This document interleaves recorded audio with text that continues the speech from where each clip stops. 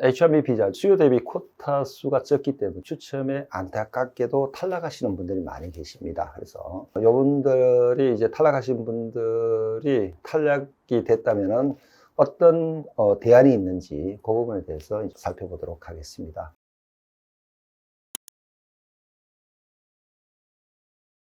안녕하십니까. 반갑습니다. 정만석 미국 변호사입니다. 오늘은 H1B 비자죠. 미국 취업 비자를 추첨에 의해서 진행한다는 것은 다 알고 계실 겁니다. 그런데 수요 대비 쿼타 수가 적기 때문에 추첨에 안타깝게도 탈락하시는 분들이 많이 계십니다. 그래서 여러분들이 이제 탈락하신 분들이 탈락이 됐다면은 어떤 대안이 있는지 그 부분에 대해서 살펴보도록 하겠습니다. 아시는 바와 같이 미국 취업비자 H1B 비자는 1년에 학사 6만 5천 개 그리고 석사 이상 학위 2만 개 등 총 8만 5천 개의 쿼터를 가지고 운영이 되는데 매년 20만 명 이상이 신청을 합니다. 그래서 사전 등록제로 운영이 되는데 원래 그 사전 등록 기간은 3월 1일부터 3월 17일까지입니다.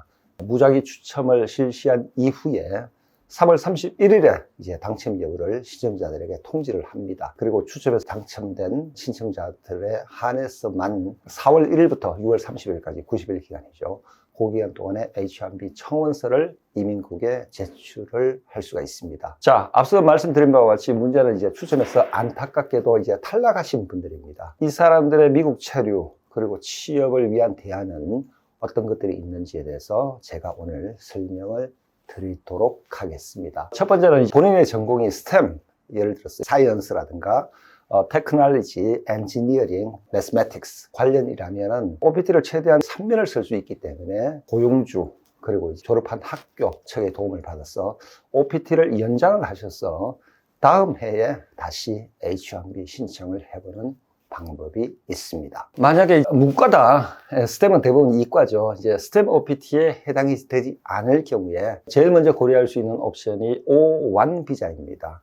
O1 비자는 과학이나 예술, 교육, 비즈니스 혹은 운동 분야 그리고 방송 분야에서 뛰어난 실력이나 성과를 보유한 개인들에게 주어지는 비자로서 직업군을 보면은 그래픽 디자이너, 패션 디자이너, 건축이나 인테리어 디자이너, 음악가라든가 화가라든가 엔지니어 그리고 연구원, 사업가, 운동선수, 요리사, 배우, 영화, TV 관련 종사자 등이 있습니다. H1B 비자와는 달리 O1 비자는 쿼터가 없어요. 그래서 아무 때나 신청이 가능하고 승인이 되면은 3년의 체류기간이 부여되고 이후에는 무제한 연장이 가능합니다. O1 비자의 자격 조건만 부합된다면은 H1B 대안으로 아주 훌륭한 카테고리가 아닐 수가 없습니다. 세 번째 옵션으로는 만약 이제 신청자가 과거에 어느 회사에서 최소 1년 이상 근무한 경력이 있고 미국 스폰서 회사가 관련 계열사 또는 자회사라면 주재원 비자, L1 비자라고 합니다. 주재원 비자도 고려해 볼 수가